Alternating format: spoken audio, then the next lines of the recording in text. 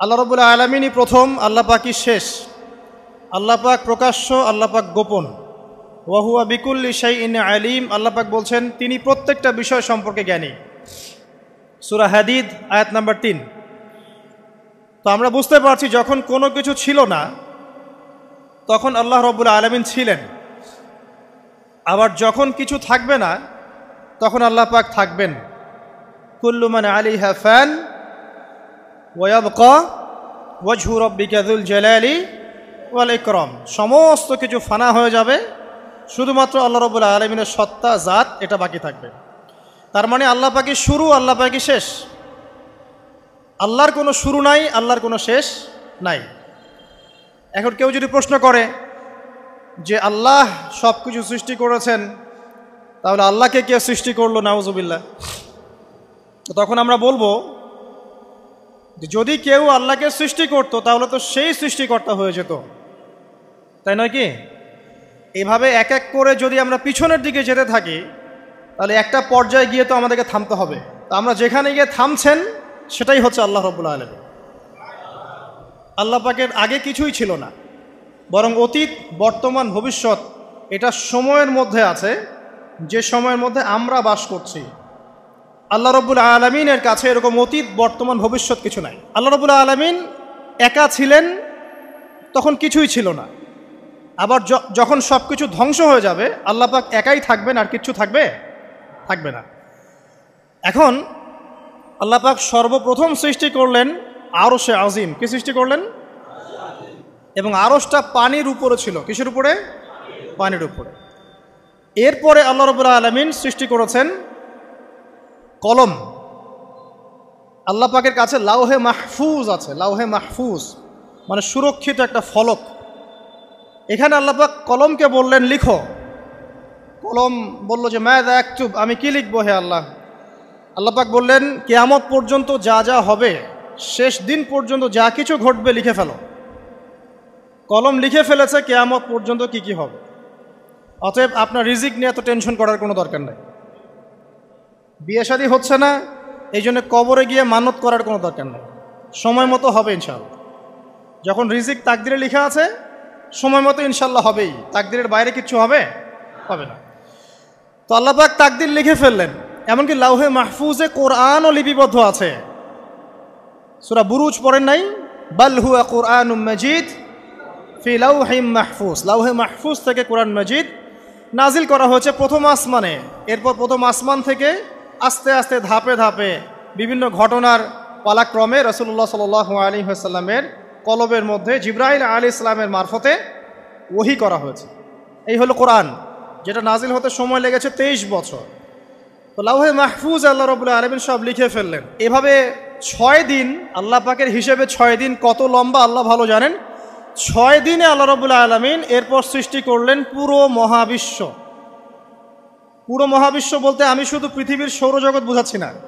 এই মঙ্গল, বুধ, শনি, বৃহস্পতি এইটুক না, এরকম হাজার হাজার সৌরজগৎ মিলে একটা গ্যালাক্সি হয়, আর হাজারটা গ্যালাক্সি মিলে গিয়ে একটা আসমান হচ্ছে, মহাকাশের একটা ছায়াপথ আসমান হচ্ছে।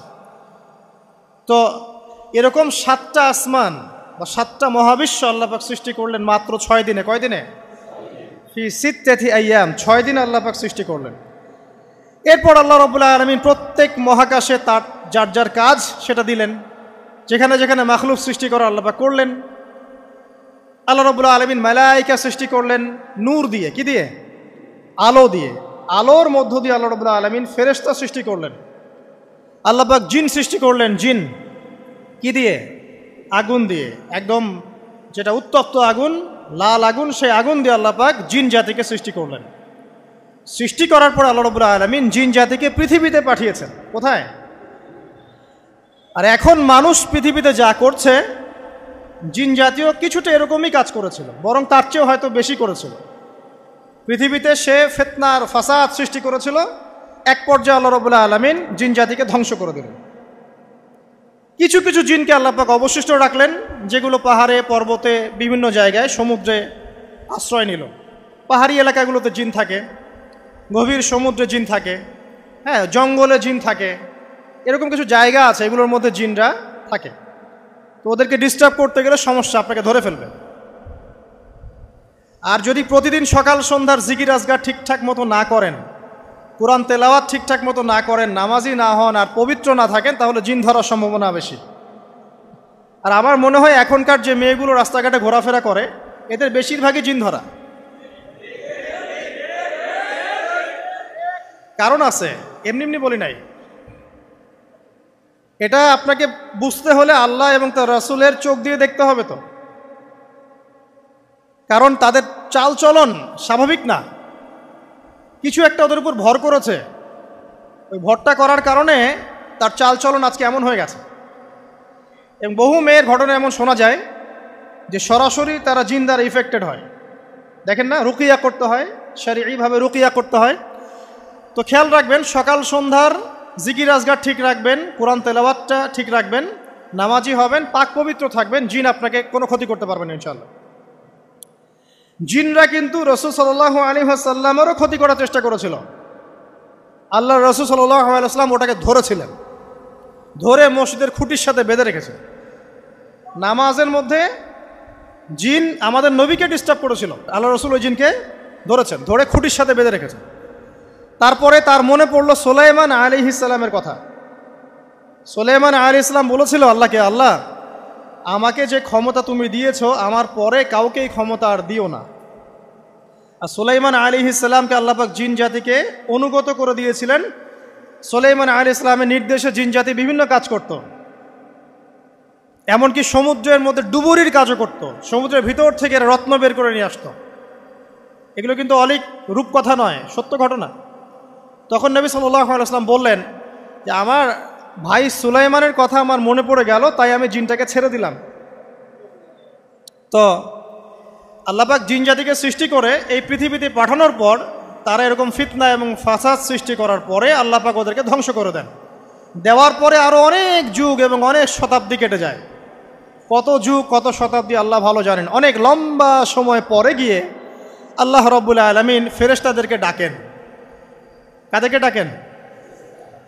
তাদেরকে ডেকে বলেন, ওয়াইজ ক্বালা রাব্বুকা লিল মালায়েকা, স্মরণ করো নবী সেই সময়ের কথা যখন তোমার রব ফেরেশতাদেরকে ডাকলেন, ডেকে বললেন, ইন্নী জাইলুন ফিল আরদি খলিফা, হে ফেরেশতা মণ্ডলী, আমি পৃথিবীতে আমার খলিফা পাঠাতে চাই। কি পাঠাতে চাই ভাই? খলিফা। খলিফার দুটো অর্থ, একটা হচ্ছে ওই যে জিনরা যে চলে গেল, ওর স্থলাভিষিক্ত হয়ে আরেকটা জাতি, স্থলাভিষিক্ত হওয়া। আরেকটা ব্যাখ্যা হচ্ছে খলিফা শব্দের মানে হচ্ছে যে ব্যক্তি আল্লাহ পাকের বিধান অনুযায়ী পৃথিবীতে বিচার ফয়সালা করে, সে আল্লাহর খলিফা। আমি কি বুঝাতে পারছি? আল্লাহ পাক ফেরেশতাদেরকে বললেন, আমি পৃথিবীতে আমার খলিফা পাঠাতে চাই, প্রতিনিধি, এবং যে আল্লাহর বিধান দ্বারা বিচার ফয়সালা করে। তখন ফেরেশতারা বলছেন, ক্বালু, ফেরেশতারা বলছেন, আতাজআলু ফিহা মান ইউফসিদু ফিহা ওয়া ইয়াসফিকু দিমা, হে আল্লাহ আপনি কি এমন কোন সৃষ্টিকে আবার পৃথিবীতে পাঠাতে চান যে পৃথিবীতে গিয়ে ফিতনা ফাসাদ সৃষ্টি করবে অথবা রক্তপাত ঘটাবে? ফেরেশতারা এই কথা কিভাবে বলতে পারলো? হ্যাঁ, জিন জাতির অভিজ্ঞতার আলোকে। ঠিক আছে? তখন আল্লাহ পাক বলছেন, ইন্নী আ'লামু মা লা তা'লামুন, দেখো আমি যা জানি তোমরা তা জানো না। মানে তারা ফিতনা ফাসাদ সৃষ্টি করতে পারে, কিন্তু আমার কিছু মুখলেস বান্দা থাকবে যারা এই পথে পা বাড়াবে না। আচ্ছা, এবার আল্লাহ রাব্বুল আলামিন আদম আলাইহিস সালামকে সৃষ্টি করলেন। আল্লাহ পাক নিজের হাত দিয়ে আদম আলাইহিস সালামকে সৃষ্টি করেছেন। সূরা সদের মধ্যে আল্লাহ পাক বলেছেন, দেখুন মহাবিশ্বের কোনো সৃষ্টির ব্যাপারে বলা হয়নি যে খলাকতু বিয়াদাই, আমি নিজ হাতে তাকে সৃষ্টি করেছি। শুধুমাত্র আদম আলাইহিস সালাম, আমাদের পিতার ক্ষেত্রে বলা হয়েছে খলাকতু বিয়াদাই, আমি নিজ হাতে তাকে সৃষ্টি করেছি। কত সম্মান, কত ভালোবাসা, তাই না? এবার আল্লাহ রাব্বুল আলামিন আদম আলাইহিস সালামকে সমস্ত নাম শিক্ষা দিলেন। সমস্ত নাম মানে কি? ওয়াল্লামা আদামাল আসমাআ কুল্লাহা, আল্লাহ পাক বলছেন এরপর আমি আদম আলাইহিস সালামকে মহাবিশ্বের যত জ্ঞান আছে সমস্ত নাম শিক্ষা দিয়ে দিলাম। সুবহানাল্লাহ। যেই জ্ঞান ফেরেশতাদেরও ছিল না, যেই জ্ঞান ইবলিসেরও ছিল না। ইবলিস কিন্তু অনেক জ্ঞানী ছিল, অনেক বড় আবেদ ছিল, সে দীর্ঘদিন আল্লাহর ইবাদত করেছে, কিন্তু এই জ্ঞান কিন্তু তারও ছিল না, ফেরেশতাদেরও ছিল না।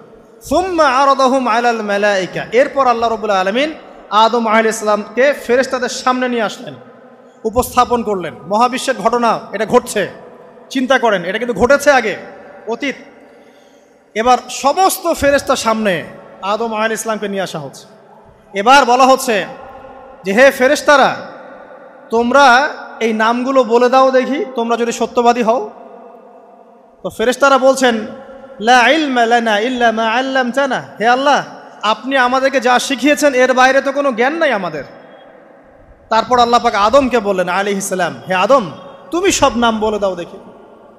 এরপর আদম আলাইহিস সালাম সমস্ত নাম একটা একটা করে বলে দিলেন। তাহলে আমাদের পিতা জ্ঞানী ছিলেন, নজ্ঞ ছিলেন? আর আমরা তার সন্তান হিসেবে জ্ঞানী নজ্ঞ? এটা আমাদের শোভা পায়? আমাদের পিতা ছিলেন মহাবিশ্বের সবচেয়ে জ্ঞানী সত্তা, আল্লাহ রাব্বুল আলামিন তাকে জ্ঞান শিক্ষা দিয়েছেন, সমস্ত জ্ঞান। তবে তার সমস্ত জ্ঞান আর এই মহাবিশ্বের সমস্ত জ্ঞান আল্লাহর জ্ঞানের তুলনায় কতটুকু জানেন? একটা সমুদ্রের মধ্য থেকে এক ফোঁটা পানি উঠালে যেমন হয়, পুরো মহাবিশ্বের জ্ঞান আল্লাহর জ্ঞানের সামনে এতটুকু। আল্লাহ পাকের জ্ঞান এত অসীম, পুরো মহাসাগরের মধ্য থেকে এক ফোঁটা পানি তুললে, ওই যে এক ফোঁটা পানি তুললেন, এটা মহাবিশ্বের জ্ঞান, আর বাকি সমস্ত পানি এটা আল্লাহ পাকের জ্ঞান। ঠিক দুনিয়ার জীবনের এক্সাম্পলটা এমনই। একটা সাগরের মধ্যে আঙ্গুল ডুবালে, আঙ্গুল উঠালে যতটুকু পানি আঙ্গুলে বেঁধে থাকে, এটা দুনিয়া। আর পুরো মহাসাগরটাই হচ্ছে কি? আখিরাত। নবীজি বলছেন সাল্লাল্লাহু আলাইহি ওয়াসাল্লাম, একটা মৃত গাধাকে দেখে বলছেন, সাহাবীরা, তোমরা কি কেউ এই গাধাটাকে 1 দিরহামের বিনিময়ে কিনবে? কান কাটা, মৃত, গলে আছে, এই গাধাটাকে কিনবা 1 দিরহাম দিয়ে? সাহাবীরা বলছেন, মাংনা দিলেও তো কিনবো না। ইয়া রাসূলুল্লাহ, যদি ফ্রিও কেউ দেয়, বিনামূল্যে দেয়, তাও তো নিব না। তখন নবী সাল্লাল্লাহু আলাইহি ওয়াসাল্লাম বলছেন, এটাই হচ্ছে আল্লাহর কাছে দুনিয়ার এক্সাম্পল। ওই মৃত গাধা তোমাদের কাছে যতটা না ইম্পর্টেন্ট, যতটুকু মূল্য রাখে, আল্লাহর কাছে এই দুনিয়া তার চেয়েও কম মূল্য রাখে। তো এই দুনিয়াতে তো সব ফয়সালা হবে না। আমরা তো হতাশ হয়ে যাই না যে দুনিয়াতে এমন কেন, এটা কেন, ওইটা কেন। দুনিয়া এটারই জায়গা। দুনিয়া সব কিছুর কনক্লুশনের জায়গা না, সব কিছুর পরিসমাপ্তির জায়গা হচ্ছে কিয়ামতের মাঠ। ওই দিন যে সফল সে সফল, যে ব্যর্থ সে ব্যর্থ। দুনিয়ার বাড়ি গাড়ি, স্ট্যাটাস, চাকরি বাকরি, ইজ্জত সম্মান, এটা সাফল্য ব্যর্থতার মানদণ্ড নয়, চূড়ান্ত মানদণ্ড নয়। চূড়ান্ত মানদণ্ড কি? ফামান যুহজিহা আনিন নার ওয়া উদখিলাল জান্নাহ ফাকাদ ফাজ। যাকে জাহান্নাম থেকে বাঁচানো হবে, জান্নাতে প্রবেশ করানো হবে, পুলসিরাত পার হতে পারবে, এই একমাত্র ব্যক্তি সফল। তো সাফল্যের সংজ্ঞাটা জেনে রাখবেন, তাহলে আপনি দুনিয়াতে হতাশ হবেন না ইনশাআল্লাহ তাআলা। এবার কি হলো, যখন আদম আলাইহিস সালাম সমস্ত নাম শিক্ষা দেওয়া সমস্ত নাম বলে দিলেন, এখানে নাম মানে কিন্তু খালি নাম নয়, জ্ঞান বলে দিলেন, তখন আল্লাহ রাব্বুল আলামিন ফেরেশতাদেরকে বললেন, তোমরা সবাই এখন আদমকে সিজদা করো। ওয়া ইয কুলনা লিল মালাইকাতি ইসজুদু লি আদম। আল্লাহ পাক এবার বলছেন, আমি সমস্ত মালায়েকাকে বললাম তোমরা আদমকে সিজদা করো। ফাসাজাদু, সবাই সিজদা করলো, ইল্লা ইবলিস, ইবলিস সিজদা করলো না। কেন করলে না? ইবলিসকে বলা হচ্ছে, ইয়া ইবলিস মা মানাকা আল্লা তাসজুদা ইয আমারতুক, তোমাকে কে নিষেধ করলো সিজদা করতে ওই আদমকে যাকে আমি আদেশ করেছি? কে নিষেধ করলো? তখন ইবলিস বলছে, খলাকতানি মিন নার ওয়া খলাকতাহু মিন তিন, আমাকে সৃষ্টি করেছেন আগুন দিয়ে আর আদমকে সৃষ্টি করেছেন মাটি দিয়ে, আমি কিভাবে তাকে সিজদা করতে পারি? ইবলিস বলতে চাইলো যে আপনি যে বলছেন আদমকে সিজদা করো, আদম তো মাটির তৈরি, আমি তো আগুনের তৈরি, তাহলে আপনি ভুল বলছেন। নাউজুবিল্লাহ। আগুন কেন মাটির সামনে নত হবে? মাটি আগুনের সামনে নত হওয়া উচিত। তার কেয়াস হচ্ছে এমন, কেয়াস মানে কি? তার এটা কি? হ্যাঁ, তার এটা যুক্তি, তার এটা যুক্তি এবং দর্শন যে আমি কেন তাকে সিজদা করব? আমি তো আগুনের তৈরি আর আদম হচ্ছে মাটির তৈরি। তো খলাকতাহু মিন নার ওয়া খলাকতানি মিন তিন, খলাকতানি মিন নার ওয়া খলাকতাহু মিন তিন, আমাকে সৃষ্টি করেছেন আগুন দিয়ে, আদমকে সৃষ্টি করেছেন মাটি দিয়ে। আবা ওয়াস্তাকবারা, আল্লাহ পাক বলছেন সে উদ্ধত হলো এবং অহংকার প্রদর্শন করলো। আর আল্লাহ পাক অনেক কিছু মাফ করে দেন, কিছু কিছু বিষয় আল্লাহ পাক মোটেই পছন্দ করেন। তার মধ্যে একটা হচ্ছে অহংকার, তার মধ্যে একটা হচ্ছে শিরক, তার মধ্যে একটা হচ্ছে অন্যের হক নষ্ট করা, তার মধ্যে একটা হচ্ছে আদম সন্তানকে হত্যা করা, তার মধ্যে একটা হচ্ছে বৃদ্ধ বয়সে ব্যভিচার করা, তার মধ্যে একটা হচ্ছে মুরতাদ হয়ে যাওয়া। ওই যে খ্রিস্টান হয়ে যাচ্ছেন না, খালি মরেন তারপর বুঝবেন, খালি মালাকুল মউত আসুক তারপর বুঝবেন। আল্লাহ রাব্বুল আলামিন বলছেন তার রাসূলের মাধ্যমে, কেউ যদি সাক্ষ্য দেয় আল্লাহ ছাড়া কোনো মাবুদ নাই, মুহাম্মদ সাল্লাল্লাহু আলাইহি ওয়াসাল্লাম শেষ নবী, ঈসা ইবনে মারইয়াম আল্লাহর প্রেরিত নবী, আল্লাহর পুত্র নন, জান্নাত সত্য এবং জাহান্নাম সত্য, এই পাঁচটা বিষয় যদি কেউ সাক্ষ্য দেয় ইনশাআল্লাহ সে জান্নাতে যাবে, তার আমল যেমনই হোক না কেন। টাকার বিনিময়ে, চাকরির বিনিময়ে, সমাজসেবার নামে আর চিকিৎসার নামে ইমান বিক্রি করে ফেললেন, সুবহানাল্লাহ সুবহানাল্লাহ। তোমাদের এই পৃথিবীতে বেঁচে থাকার চাইতে মাটির তলে চলে যাওয়া ভালো। আবর্জনার কোনো প্রয়োজন নাই আল্লাহর এই জমিনে। এই মুসলিম উম্মার আবর্জনার কোনো প্রয়োজন নাই। এই মুসলিম উম্মার ইমানদার সাহসী তরুণ প্রজন্মের দরকার। আল্লাহ পাক কবুল করুন, আমিন। এরপরে কি হলো? ইবলিস সেজদা করলো না, আবা ওয়াস্তাকবার, সে উদ্ধত হলো এবং অহংকার প্রদর্শন করলো। এবার আল্লাহ পাক জিজ্ঞাসা করলেন, কেন করলে না, কেন করলে না? সে বলল যে আগুন দিয়ে সৃষ্টি করেছেন আমাকে, তাকে সৃষ্টি করেছেন আপনি মাটি দিয়ে, সো আপনি ভুল আমি সঠিক, আমি কেন তাকে সেজদা করব? আল্লাহ পাক তখন আর তার প্রতি রহম করলেন না। আল্লাহ পাক তখন তাকে বলছেন ফখরুজ মিনহা, এখান থেকে বেরো। আল্লাহ পাক যেমন গফুর রহিম আরহামুর রহিমিন, ঠিক তেমনি আল্লাহ পাক শাদীদুল ইকাব, কঠিন শাস্তিদাতাও বটে। আল্লাহ পাক শুধু কি দয়াই করবেন, শাস্তি দিবেন না? দিবেন। ফখরুজ, অপদস্থ হয়ে লাঞ্ছিত হয়ে এখান থেকে বের হয়ে যাও। এখানে অহংকার করার অধিকার তোমাকে দেয়া হয় না, এখান থেকে বের হয়ে যাও। এবার ইবলিস বের হয়ে যাচ্ছে। বের হয়ে যাওয়ার সময় ইবলিস বলছে রব্বি, কি বলছে? রব্বি। দেখেন ইবলিস আল্লাহকে বলছে রব্বি, মানে ইবলিস আস্তিক। ইবলিস কি আস্তিক? ইবলিস আল্লাহ বিশ্বাস করে। ইবলিস বলছে রব্বি, হে আমার রব, আনজিরনি ইলা ইয়াউমি ইউবআসুন, আমাকে কিয়ামত দিবস পর্যন্ত অবকাশ দেন। আমাকে তো বের করে দিচ্ছেন, ঠিক আছে, আমাকে কিয়ামত দিবস পর্যন্ত অবকাশ দেন। শব্দ চয়ন হচ্ছে রব্বি, হে আমার রব, মানে ইবলিস কিন্তু নাস্তিক না। তাহলে এখন যারা এই যে এথিজমে বিশ্বাস করছেন, আসলে এরা কেউ নাস্তিক না, এরা ইসলাম বিদ্বেষী। কখনো দেখবেন না তাদেরকে অন্য ধর্মের কোনো বিষয় নিয়ে কটু মন্তব্য করছে, প্রশ্ন উত্থাপন করছে, এমনটা খুব কমই দেখবেন। এদের যত মাথা ব্যথা ইসলাম নিয়ে। এখানে দেখেন ইবলিসের কথা বলছি, ইবলিস কিন্তু আস্তিক। ইবলিস কি বলছে? রব্বি আনজিরনি ইলা ইয়াউমি ইউবআসুন, হে আমার রব। ইবলিস জানে যে আল্লাহ তার রব। ওই যে সূরা হাসরের শেষের দিকে পড়ে দেখবেন ইবলিস বলে উকফুর, তোমরা কুফরি করো। তারপরে মানুষ যখন কুফরি করে সে বলে আমি ইন্নী আখাফুল্লাহ রাব্বাল আলামিন, আমি আল্লাহকে ভয় করি যে জগৎ সমূহের প্রতিপালক। শয়তানকে মানুষ গিয়ে জিজ্ঞাসা করবে, জাহান্নামীরা, তুমি আমাদেরকে পথভ্রষ্ট করেছিল। শয়তান বলবে আমি কিচ্ছু করি নাই, আমি তোমাদেরকে কোনো কাজে ফোর্স করি নাই, আমি শুধু তোমাদেরকে ওয়াসওয়াসা দিয়েছি, তোমরা নিজেরাই কাজ করেছো। ফালা তালুমুনি ওয়ালুমু আনফুসাকুম, সূরা ইব্রাহিম পড়ে দেখেন। শয়তান বলবে তোমরা আমাকে লানত করো না, নিজেদেরকেই লানত করো, আমি তো তোমাদেরকে বাধ্য করে কাজ করাই নাই, তোমরা নিজেরাই করেছো এই কাজগুলো। আসুন সামনে যাই। এবার আল্লাহ পাক যখন ইবলিসকে বের করে দিলেন, সে বলছে আমাকে কিয়ামত পর্যন্ত অবকাশ দিন। কিয়ামত পর্যন্ত অবকাশ নিয়ে ইবলিস কি করবে? উত্তর, ইবলিস বলছে ফাবিমা আগওয়াইতানি, হে আল্লাহ, যে কারণে বা যে আদমের কারণে আপনি আমাকে এখান থেকে বের করে দিলেন, লাআকউদান্না লাহুম সিরাতাকাল মুস্তাকিম, আমি সে আদম সন্তানের সরল পথে ওত পেতে বসে থাকব। শয়তানের কথা কি মনে থাকবে যুবক ভাইরা? শয়তানের চ্যালেঞ্জ কি? আমি আদম সন্তানের সরল পথে ওত পেতে বসে থাকবো, মানে আমার আপনার সবার পথে সে ওত পেতে বসে আছে। এটা যদি মাথায় থাকে তাহলে জীবনে চলা সহজ হয় না? আচ্ছা, আর কি করব?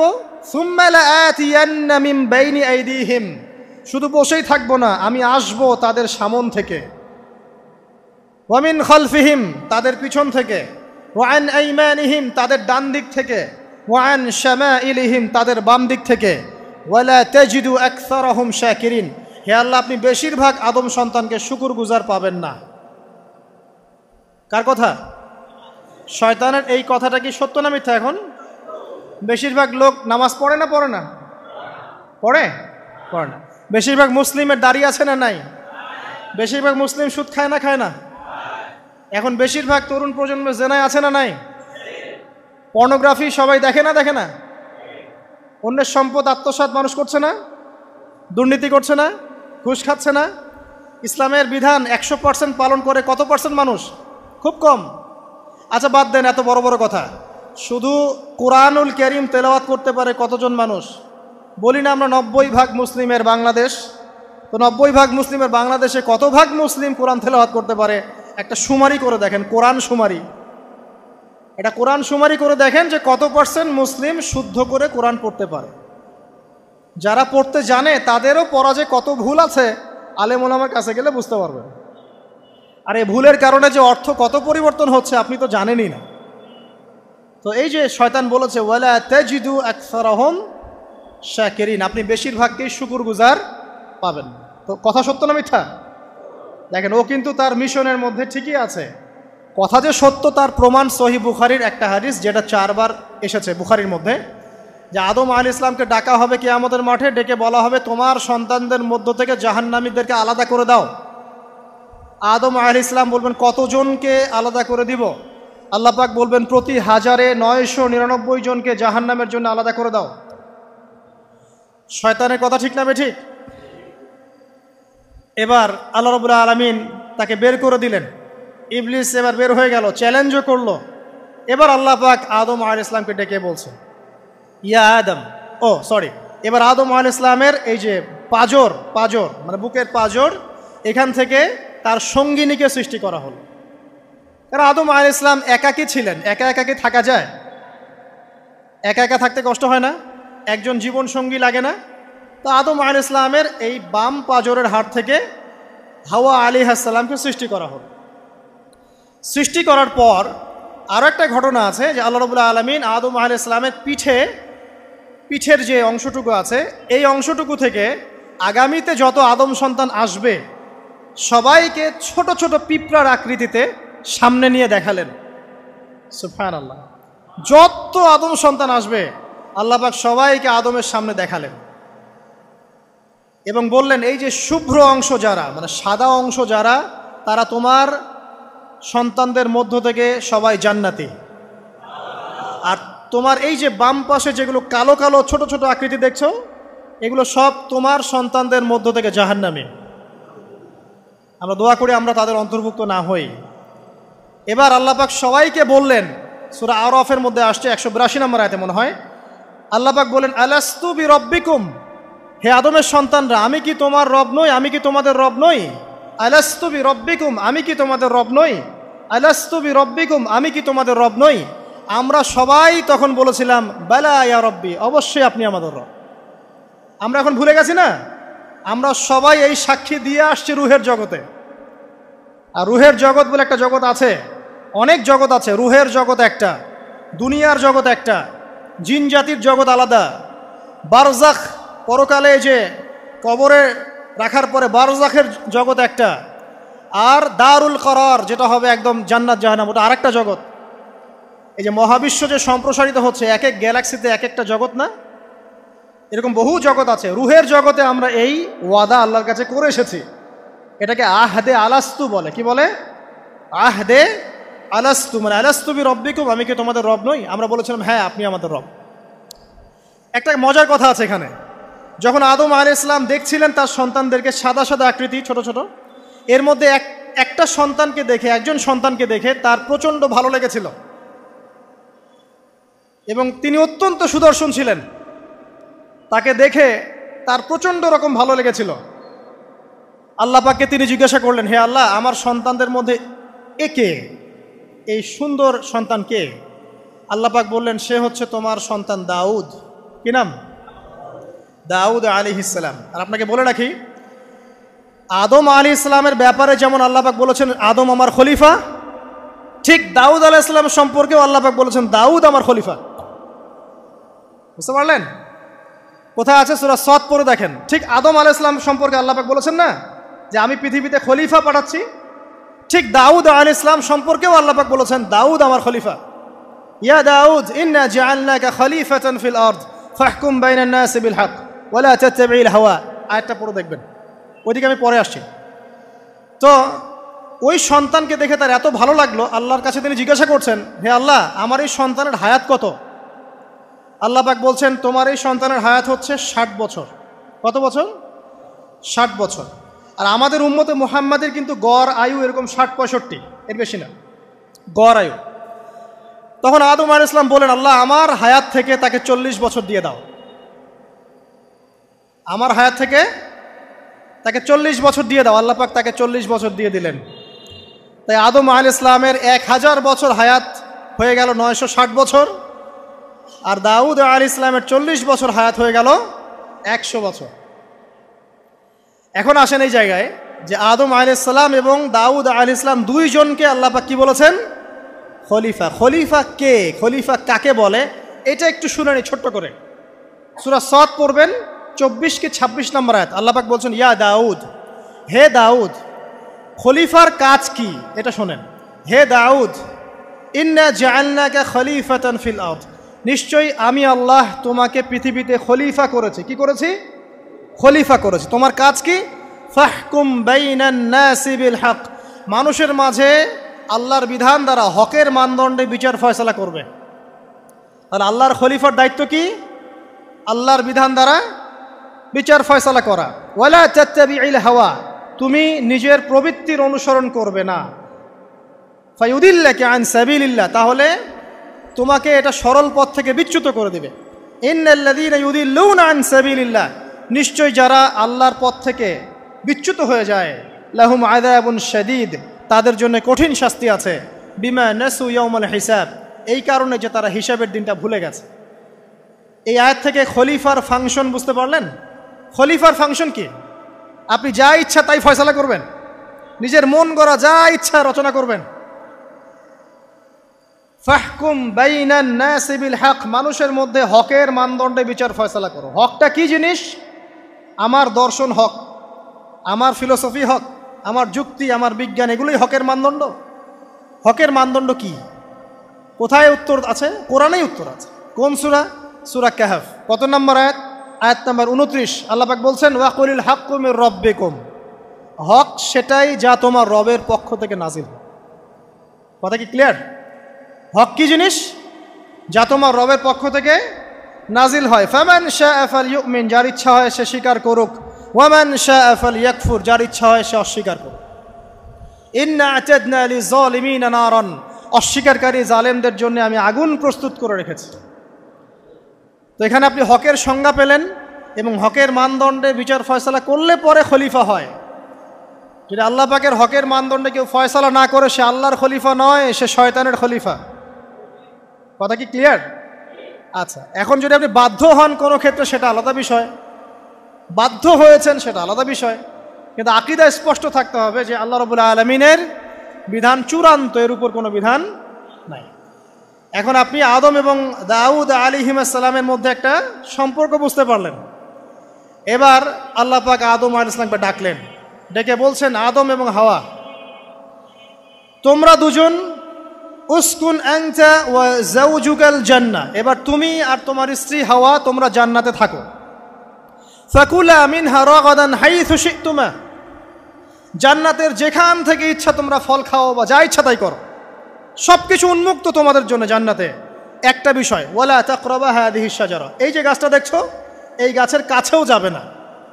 এখানে শব্দ এমন না যে গাছের ফল খাবে না, শব্দ হচ্ছে এমন গাছের কাছেও যাবে না। যেমন ওয়ালা তাকরাবু জিনা, জেনা করবে না আল্লাহ পাক বলেননি, বলেছেন জেনার কাছেও যাবে না। ওয়ালা তাকরাবু মাল আল ইয়াতিম, ইয়াতিমের মাল খাবে না আল্লাহ পাক বলেন নাই, আল্লাহ বলছেন ইয়াতিমের মালের কাছেও যেও না। আমি কি বুঝাতে পারছি? এই গাছের কাছেও যেও না। এবার জান্নাতে তারা থাকতে লাগলেন। এবার ইবলিস তো আর হাল ছেড়ে দেয় নাই, সে কি বলেছিল? ডান বাম সামন পিছন সব দিক থেকে আসবে। সে এসে ওয়াসওয়াসা দেয়।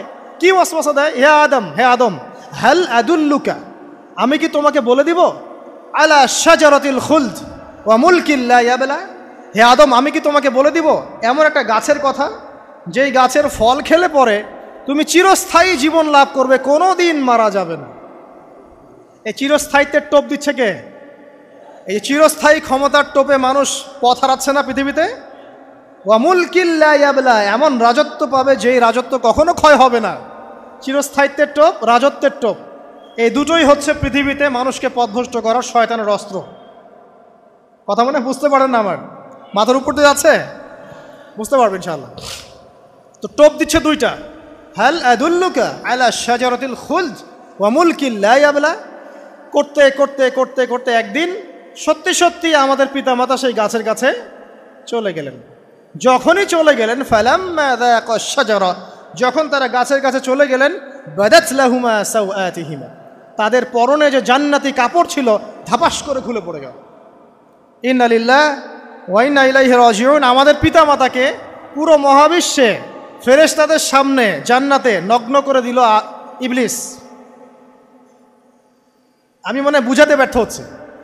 আমাদের পিতামাতাকে জান্নাতে ফেরেশতাদের সামনে, সবার সামনে নগ্ন করে কাপড় খুলে ফেললো কে? ইবলিস। তো এখন যে কাপড় খোলার সংস্কৃতি চলছে, কারা এরা? ওরা জিন শয়তান, এগুলো মানুষ শয়তান। শয়তান দুই প্রকার, মিনাল জিন্নাতি ওয়ান নাস, জিন শয়তান আর মানুষ শয়তান। ওই জিন শয়তান এদেরকে ওয়াসওয়াসা দিয়ে দিয়ে নগ্ন করেছে। এরা এখন নগ্নতার আন্দোলন শুরু করেছে, এবং আমি জানি কয়দিন পর এটা বিকিনি পরেও ঘুরবে। অবাক হচ্ছেন? কিয়ামতের আলামতের মধ্যে অন্যতম হচ্ছে মানুষ রাস্তার ধারে ধারে জেনা করবে, রাস্তার মনে মনে জেনা হবে। তখনকার সবচেয়ে ভালো মানুষ হবে সেই ব্যক্তি যে গিয়ে বলবে যে বাবা তোমরা জেনা করছো করছো, এই দেয়ালের পিছনে গিয়ে করতে পারলা না। সে হবে সবচেয়ে ভালো মানুষ। তো এই যে কাপড় খোলার সংস্কৃতি শুরু হয়েছে, এটা কার সংস্কৃতি? বাদাত লাহুমা সাওআতিহিমা। আল্লাহ পাক আরো বলছেন, ইয়া বানি আদম, হে আদম সন্তান, লা ইয়াফতিনান্নাকুমুশ শাইতান, শয়তান যেন তোমাদেরকে ফিতনায় ফেলতে না পারে। কামা আখরাজা আবাওয়াইকুম মিনাল জান্নাহ, ঠিক যেভাবে শয়তান তোমাদের পিতা মাতাকে জান্নাত থেকে বের করে দিয়েছিল। আর কি করেছিল? কামা আখরাজা আবাওয়াইকুম মিনাল জান্নাহ ইয়ানজিউ আনহুমা লিবাসাহুমা, শয়তান তোমাদের পিতা মাতার লেবাস পোশাক খুলে ফেলেছিল। ঠিক এভাবেই যেন পৃথিবীতে শয়তান তোমাদেরকে ফিতনায় ফেলতে না পারে, আল্লাহ পাক সতর্ক করছেন।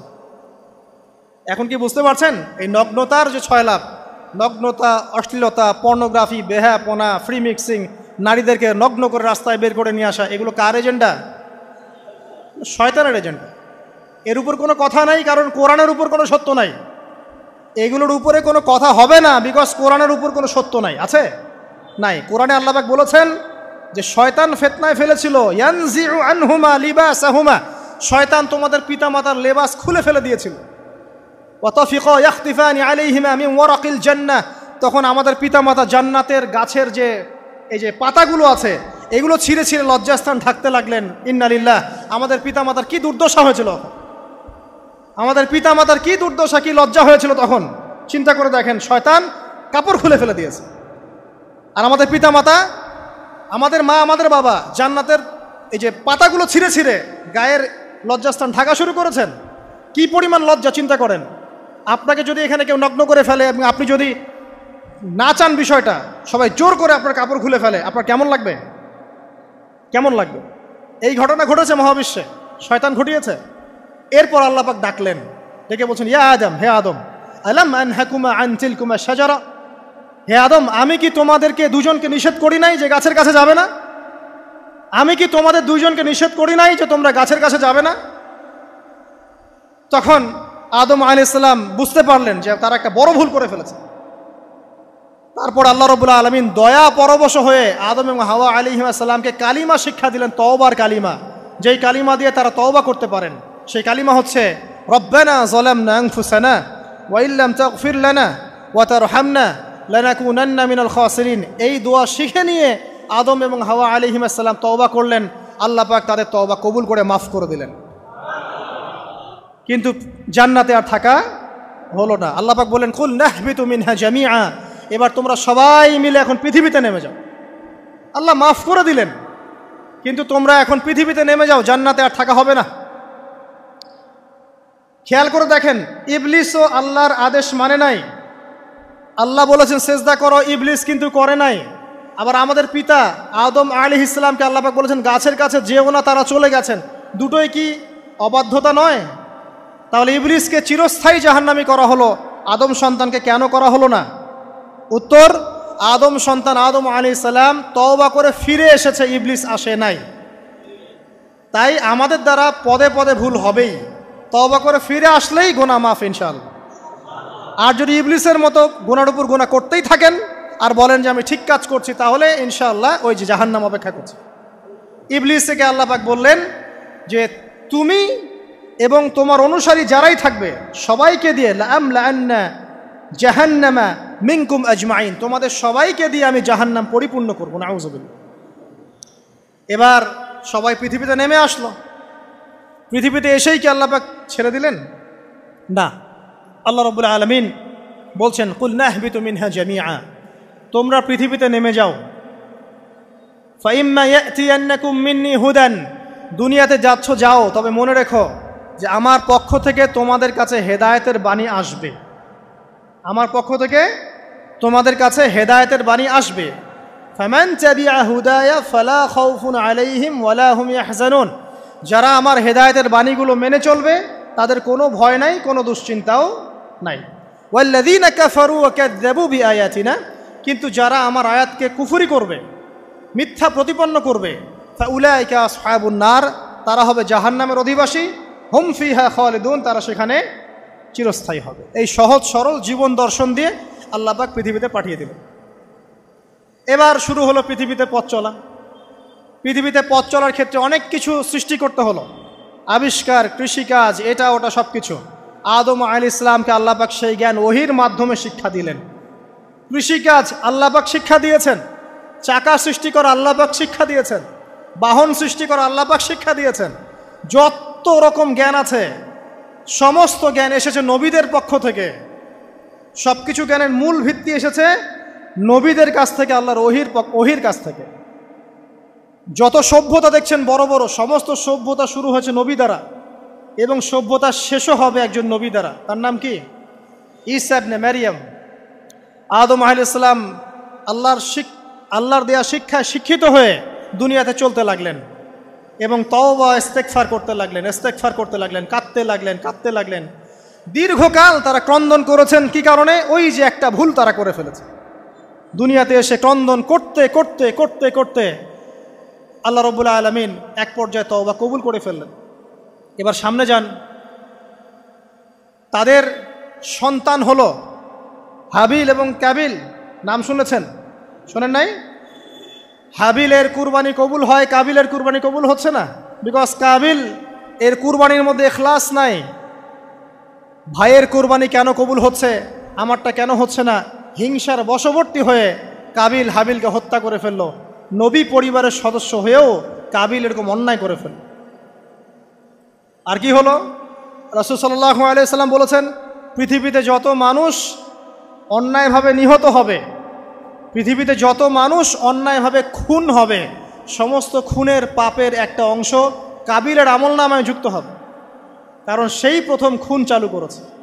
এই যে আজকে গুনাহে জারিয়া চালু করছেন না, সুদী এনজিও, সুদী সমিতি, সিনেমা হল, এইটা ওইটা, মদের বার, যত গুনাহে জারিয়া চালু করছেন, মৃত্যু হবে, কবরে যাবেন ঠিকই, কিন্তু গুনাহ কমবে না ইনশাআল্লাহ।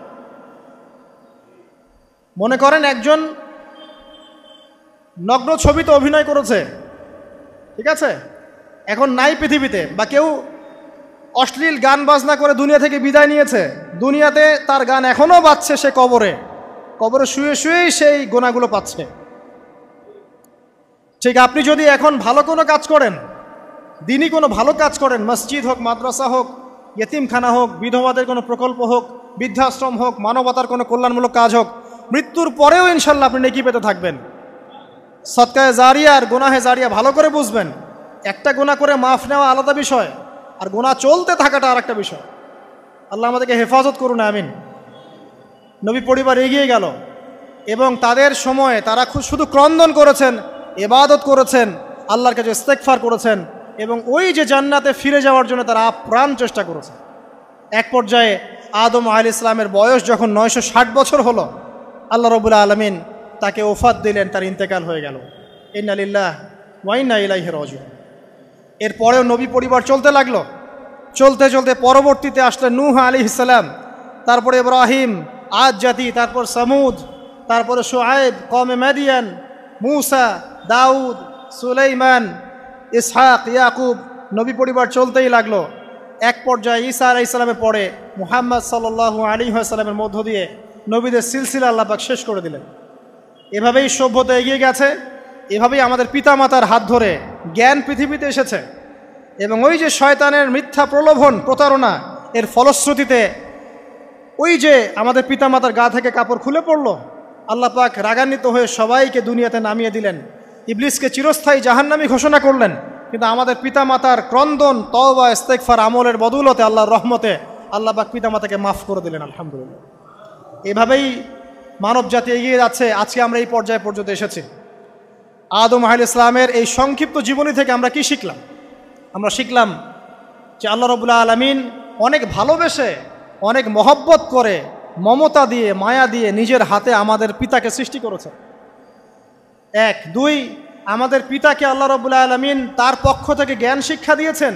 এই কারণে আদম সন্তানরা জন্ম থেকেই দেখবেন কিছু না কিছু জ্ঞানে জ্ঞানী হয়েই থাকে।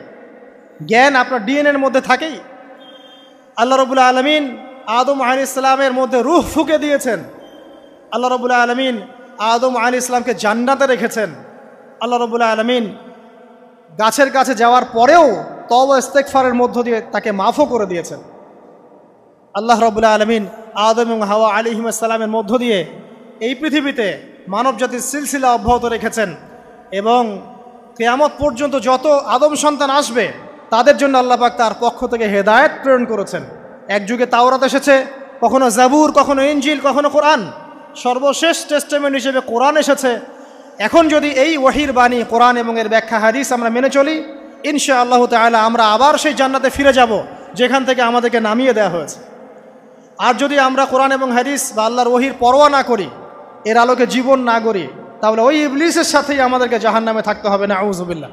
আল্লাহ রাব্বুল আলামিন আমাদের সবাইকে কোরআন এবং সুন্নাহ, আল্লাহর ওয়াহি মেনে চলার তৌফিক দান করুন এবং ইবলিসের খপ্পর থেকে আল্লাহ পাক আমাদেরকে বাঁচিয়ে রাখুন। ইবলিসের যত এজেন্ট আছে, ওদের যে দুরভিসন্ধি, ষড়যন্ত্র এবং শয়তানি ফাঁদ, এগুলো থেকে আল্লাহ পাক আমাদেরকে, আমাদের মা বোনদেরকে, আমাদের পরিবারের সদস্যদেরকে, আমাদের সমাজকে, রাষ্ট্রকে আল্লাহ পাক হেফাজত করুন, বাঁচিয়ে রাখুন, আমিন।